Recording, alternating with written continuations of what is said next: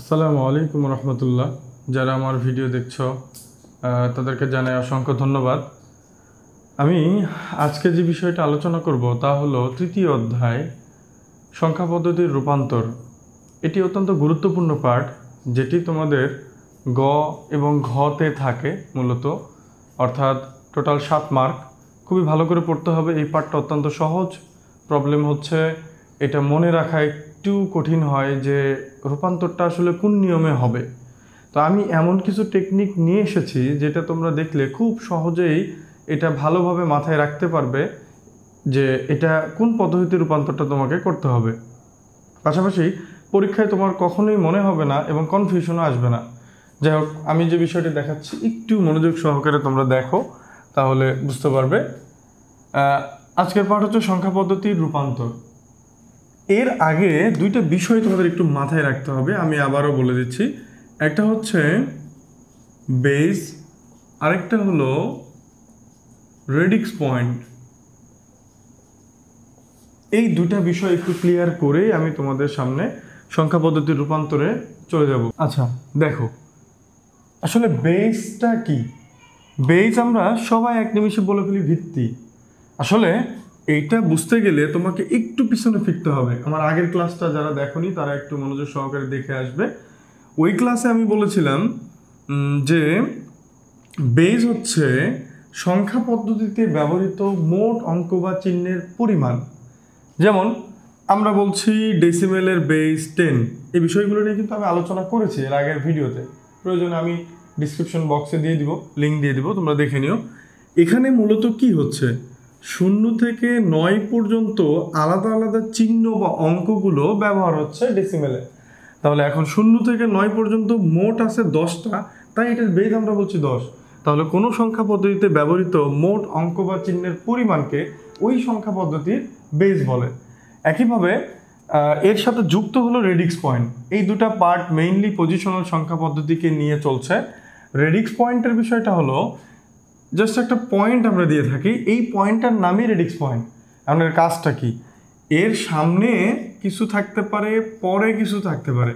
এর আগের অংশকে পূর্ণ অংশ হিসেবে ধরা হয়, এর পরের অংশকে ভগ্নাংশ হিসেবে ধরা হয়। তাহলে মাঝে যে বিন্দু অবস্থান করছে তার নাম হলো রেডিক্স পয়েন্ট। আমরা সহজেই বলতে পারবো কোনো সংখ্যার পূর্ণ অংশ এবং ভগ্নাংশকে আলাদাভাবে প্রকাশ করার জন্য যেই চিহ্ন বা ডট ব্যবহার করা হয় তাকেই রেডিক্স পয়েন্ট বলে। আচ্ছা, এবার আসি সংখ্যা পদ্ধতির রূপান্তর। সংখ্যা পদ্ধতির রূপান্তর বলতে আসলে কি বোঝায়? আমরা জানি পজিশনাল সংখ্যা পদ্ধতি 4 প্রকার: বাইনারি, অক্টাল, হেক্সাডেসিমেল, ডেসিমেল। এখন ডেসিমেলের কোনো একটা সংখ্যাকে তুমি যদি বাইনারিতে প্রকাশ করো তখন তাকে বলা হবে সংখ্যা পদ্ধতির রূপান্তর। আচ্ছা, রূপান্তর সম্পর্কে আমি আরেকটু তোমাদের ক্লিয়ার করি। সংখ্যা পদ্ধতির রূপান্তর হলো কোনো একটি সংখ্যা পদ্ধতির কোনো সংখ্যাগুলোকে অন্য কোনো সংখ্যা পদ্ধতিতে প্রকাশ করা। তুমি এই কথাটা সংজ্ঞা হিসেবে লিখে দিতে পারো। যেমন আরো সহজ করে বললে, বাইনারিতে থাকা কোনো একটি সংখ্যা তুমি যদি সেটাকে অক্টালে প্রকাশ করো তাহলে সেটাকে বলা হবে বাইনারি টু অক্টাল রূপান্তর। এটা মূলত ট্রান্সলেটের মতোই বিষয়। যেমন আমরা যেটা বাংলায় বলছি, আমি, আমেরিকানরা বা ইংরেজি ভাষায় যারা কথা বলে তারা সেটাকে আই বা মি দ্বারা প্রকাশ করছে। আসলে এই দুটার মান কিন্তু সেম, শুধুমাত্র ভাষাগত দিকের কারণে দেখতে আলাদা। ঠিক এইরকমই যখন আমরা ডেসিমেলের এই 2 বলছি, বাইনারিতে সেটা 1 এবং 0 দ্বারা প্রকাশ করা হচ্ছে। মূলত এটা দ্বারাও 2 বোঝানো হয়, এটা দ্বারাও 2 বোঝানো হয়, দুটা কিন্তু সেম। যেমন এখানে আমি, এটাও আমি, কিন্তু ভাষাগত দিকের কারণে এগুলো দেখতে আলাদা। ঠিক এরকম সংখ্যা পদ্ধতির রূপান্তরের বিষয় হলো, তুমি যে কোনো সংখ্যা পদ্ধতিকে যদি অন্য কোনো সংখ্যা পদ্ধতিতে রূপান্তর করো তাহলে মান সেম থাকবে, শুধু সংখ্যা পদ্ধতি আলাদা হওয়ার কারণে এগুলো দেখতে একটু আলাদা হবে। অত্যন্ত সহজ একটা বিষয়, আমি তোমাদেরকে খুব সহজভাবে এটা বুঝিয়ে দিচ্ছি। দেখো, সংখ্যা পদ্ধতিতে পজিশনালের মধ্যে আমাদের 4টা রয়েছে। তার মধ্যে হলো বাইনারি, ডেসিমেল, বাইনারি, অক্টাল এবং হেক্সাডেসিমেল। এই চারজনের সাথে রূপান্তর হতে পারবে। তাহলে ডেসিমেল কিন্তু এই 3 জনের সাথে রূপান্তর হতে পারবে, বাইনারি কিন্তু ও বাদ দিয়ে বাকি 3 জনের সাথে রূপান্তর হতে পারবে, একইভাবে অক্টাল, একইভাবে হেক্সা। তাহলে আমরা মোটামুটি দেখতে পাচ্ছি এখানে 12টা রূপান্তর পদ্ধতি দেখা যায়। তাহলে এই 12টা রূপান্তর তুমি যদি এখন চিন্তা করো যে বাইনারি থেকে অক্টাল, অক্টাল থেকে ডেসিমেল, ডেসিমেল থেকে হেক্সা, তাহলে তোমার সবগুলো প্যাচ লেগে যাবে। এই জন্য আমি কিছু সহজ টেকনিক দেখাবো। আমি আশা করি এটা খুব সহজেই তোমরা বুঝতে পারবে। খুবই মনোযোগ সহকারে আমার কথাগুলো শুনবে আর দেখবে যে আমি কি করছি। এখানে থাকা 4টা পদ্ধতি যা 3 ভাবে রূপান্তর হলে মোট 12টি হয়, কিন্তু এইভাবে আমরা এটা করতে যাব না। আমরা করব কি, এটাকে মাত্র 3টি রুলসে ভাগ করে নিব। কয়টি রুলস? 3টি রুলস। তাহলে এই 3টি রুলসের মধ্যে আমরা প্রথম রুলস সম্পর্কে আগে একটু জানবো, তাহলে খুব সহজেই আমরা সংখ্যা পদ্ধতির রূপান্তরগুলো করে ফেলতে পারবো ইনশাল্লাহ। দেখো, আমরা বাস্তব জীবনে কিন্তু ডেসিমেল নিয়ে কাজ করে থাকি। তাহলে ডেসিমেল সংখ্যা পদ্ধতিকে রুলস 1-এ নিলাম। ডেসিমেল সংখ্যা পদ্ধতিতে ডেসিমেল থেকে আমরা যেতে পারবো বাইনারি, ডেসিমেল থেকে আমরা যেতে পারবো অক্টাল, ডেসিমেল থেকে আমরা যেতে পারবো হেক্সাডেসিমেল। এটার বেস 2, এটার বেস 8, এটার বেস 16। আচ্ছা, এখন এই 3টার নিয়মটা হচ্ছে, আমরা যে রেডিক্স পয়েন্ট সম্পর্কে একটু আগে জানলাম, যেটা পূর্ণ অংশ এবং ভগ্নাংশকে আলাদা করে দেয়, প্রকাশ করে দেয়। তো এই রেডিক্স পয়েন্টের আগের অংশে তোমাকে অবশ্যই বেস দ্বারা এভাবে ভাগ করতে হবে। কতক্ষণ? যতক্ষণ না এই জায়গায় 0 আসবে। একইভাবে প্রতিবার এই লাইনগুলোতে একটা করে অবশিষ্ট মান চলে আসবে। কাজ শেষ হয়ে গেলে এটা নিচে থেকে উপরের দিকে মানগুলো নিতে হবে। নিচের মানের গুরুত্ব সবচেয়ে বেশি, এই জন্য এটাকে মোস্ট বলা হয়, সিগনিফিকেন্ট বিট। আর যাদের গুরুত্ব কম তাদেরকে লেস সিগনিফিকেন্ট বিট বলা হয়। এই পাশে তুমি যা যা করছো, রেডিক্স পয়েন্টের পরে তার উল্টা কাজ করতে হবে রুলস 1-এ। যেমন এখানে ভাগ করেছি, তাহলে উল্টা কাজ করলে এটাতে গুণ করতে হবে।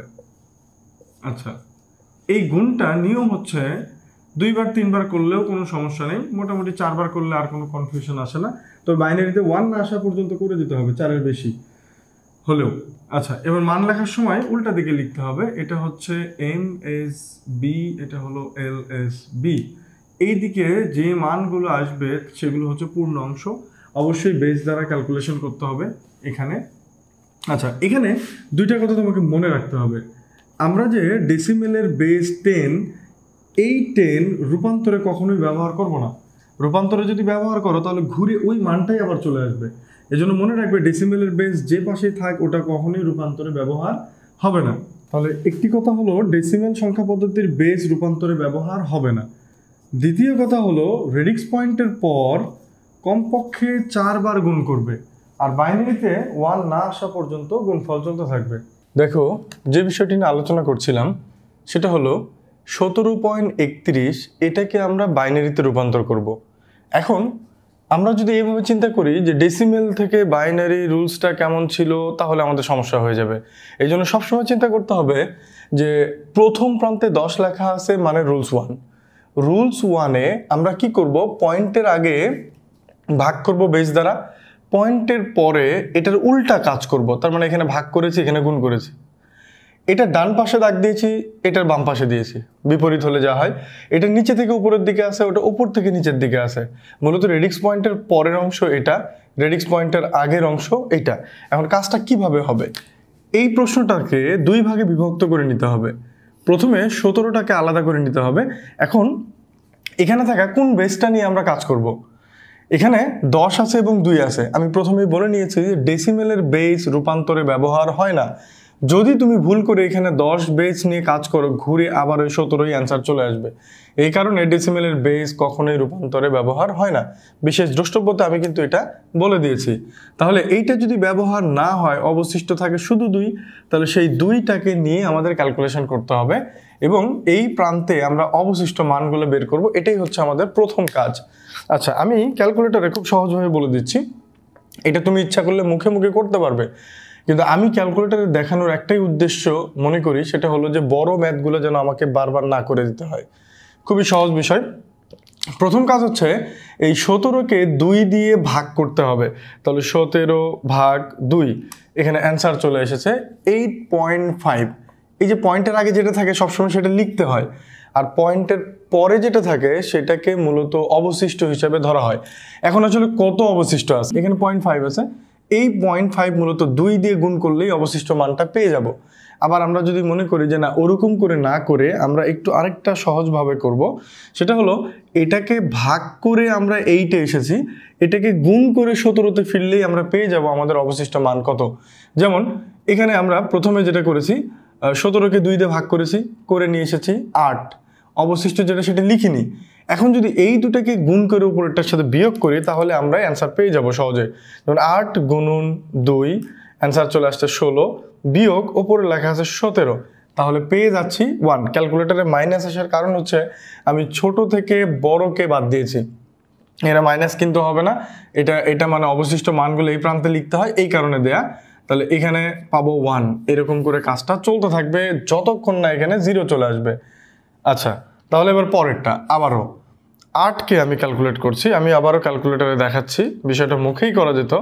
যাই হোক, এটাতে সরাসরি 4 চলে এসেছে, অবশিষ্ট নেই, তাহলে 0 হবে। সেটা তুমি আরেকভাবে চেক করতে পারো, এটা দিয়ে গুণ করে এটার সাথে বিয়োগ, তাহলে 4 গুণন 2 ইকুয়াল 8, মাইনাস উপরে কিন্তু সেই 8, তার মানে আবার ক্যালকুলেটারে 0 এসেছে। মুখে মুখে যদি করি 2 4-এর মধ্যে 2 বার যায়, তাহলে এই দুটাকে গুণ করে দেখো 4ই হয়, অবশিষ্ট নেই। 2 এটার মধ্যে একবার যায়, এই দুটাকে গুণ করে উপরেরটার সাথে বিয়োগ করলে 2 1-কে 2, উপরেও 2, 0। 2 1-এর মধ্যে যায় না, তাহলে 0, সেই 1 পুরাই অবশিষ্ট থাকবে, তাই এটাকে এদিকে লিখতে হবে। এখন এটার অ্যান্সার নিচে থেকে লিখতে হয়, 1, উপরের দিকে 0 0, আরেকটা 0, তার উপরে 1। এটা হলো আমাদের বাইনারির প্রথম অংশ। এবার আমি দ্বিতীয় অংশটা দেখাচ্ছি তোমাদের একটু। এখানে পয়েন্টের পরেরটা নিয়ে কাজ করতে হবে। পয়েন্টের পরেও খুবই সহজ বিষয়, যেমন 0.31 এটাকে গুণ করতে হবে বেস দ্বারা। এইভাবেও তুমি ডিজাইন করতে পারো, সাইডের দিকেও লিখতে পারো, কোনো সমস্যা নেই। এটাকে নিয়ম হচ্ছে 0.31 ইন্টু 2, এটাকে ক্যালকুলেট করার নিয়ম। তাহলে অ্যান্সার পাচ্ছে 0.62 ইন্টু 2, কমপক্ষে 4 বার করবো, আর বাইনারিতে 1 না আসা পর্যন্ত করব। তাহলে এরপরে হবে 0.62 ইন্টু 2, তাহলে এসেছে 1.24 ইন্টু 2। গুরুত্বপূর্ণ কথা, এই মুহূর্তে অনেক স্টুডেন্ট করে কি, যে অ্যান্সার এসেছে সেটাকেই গুণ করে 2 দিয়ে, তাহলে 2 পয়েন্ট সামথিং চলে আসে। বাইনারিতে তো 2 আসার কথাই না। বিষয়টা হচ্ছে আমরা সব সময় এই অংশের মধ্যেই গুণটা করব, এই প্রান্তকে নিয়ে গুণ করব না। যেমন এটা ক্যালকুলেট করে 1.24 এসেছে, এখন যদি তুমি এটাকেই গুণ করো তাহলে এটা সহ গুণ হয়ে যাবে। এই জন্য প্রতিবার ক্যালকুলেটর একটু ক্লিয়ার করে নিবে, ক্লিয়ার করে নিয়ে 0.24 ইন্টু 2 দেওয়ার পরে 0.48, এটা যেহেতু বাইনারি এই পর্যন্ত নিলেই আমাদের হয়ে যেত। তো 4 বার করার নিয়ম, তাই 4 বার করে দিচ্ছি। 4 বার না করলেও কোনো সমস্যা নেই, 1 এলেই স্টপ হয়ে যাব। কিন্তু অন্যগুলোতে কিন্তু 4 বার কমপক্ষে করতে হয়। 48 ইন্টু 2, তাহলে আমরা পাচ্ছি 0.96, 1 2 3 4, ব্যাস কাজটা শেষ। এবার হচ্ছে MSB, এটা কিন্তু লেখা উচিত, MSB LSB, এটা দ্বারা বোঝা যায় যে আসলে কোন বিটটার গুরুত্ব বেশি, কোন দিকে কমছে। এখন এটার অ্যান্সার উপর থেকে নিচের দিকে লিখতে হবে, তাহলে 0.0100। ফাইনাল অ্যান্সার লেখার সময় নিয়ম হচ্ছে, অতএব ওই যে প্রথম যে মান ছিল 17, এইটা ছিল 10 বেজে, এখান থেকে আমরা পেলাম 10001 পয়েন্ট, এদিক থেকে পাবো 0100।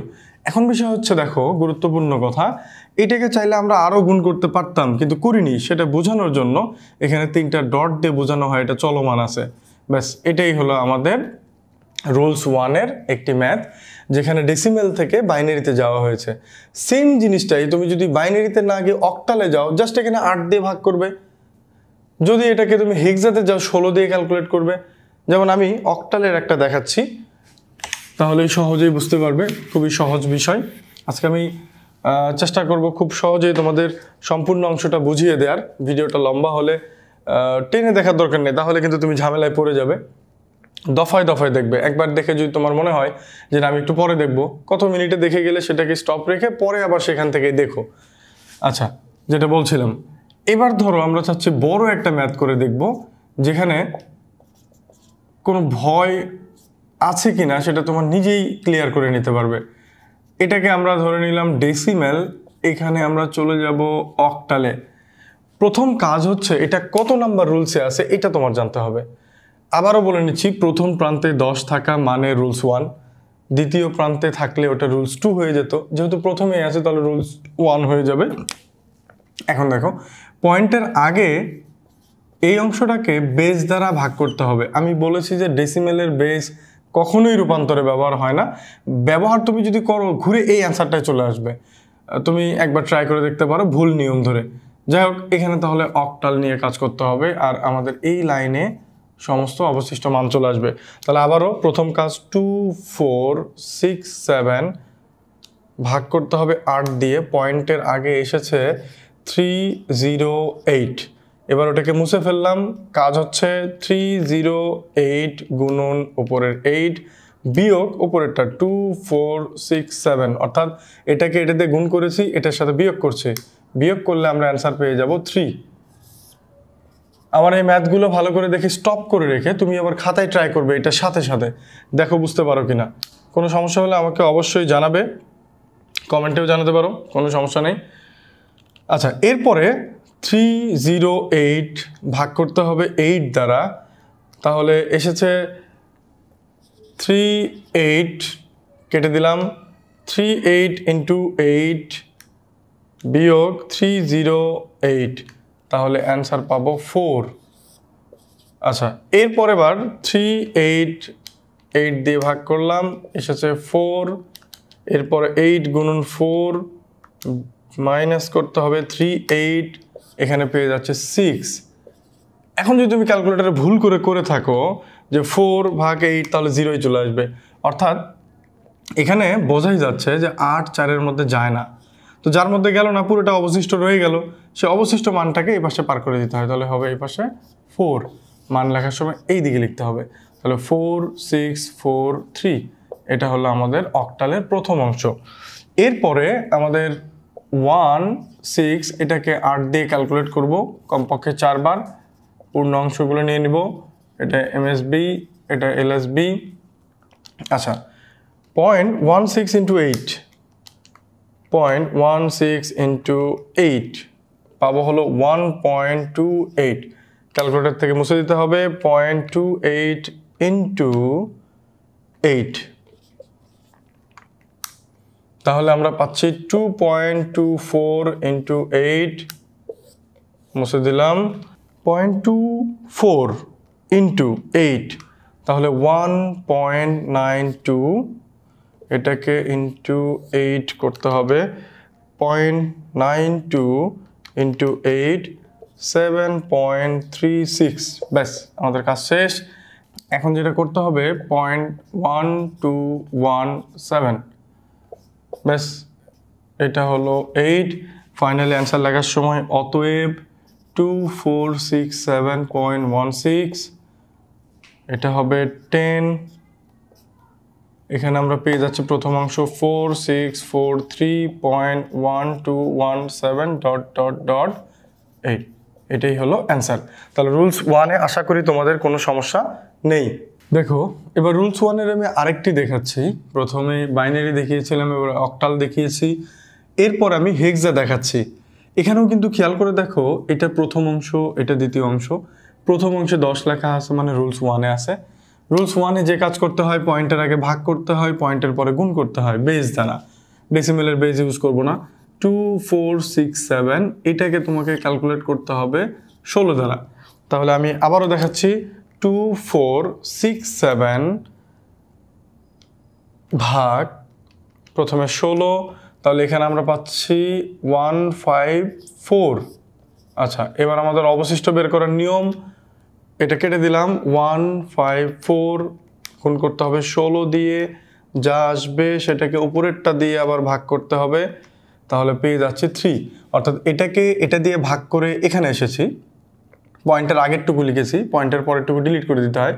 এরপরে এইটাকে এটা দ্বারা গুণ করে এটার সাথে বিয়োগ করলে এই অবশিষ্ট মান বের হয়। তো এরকম করে চলতে থাকবে।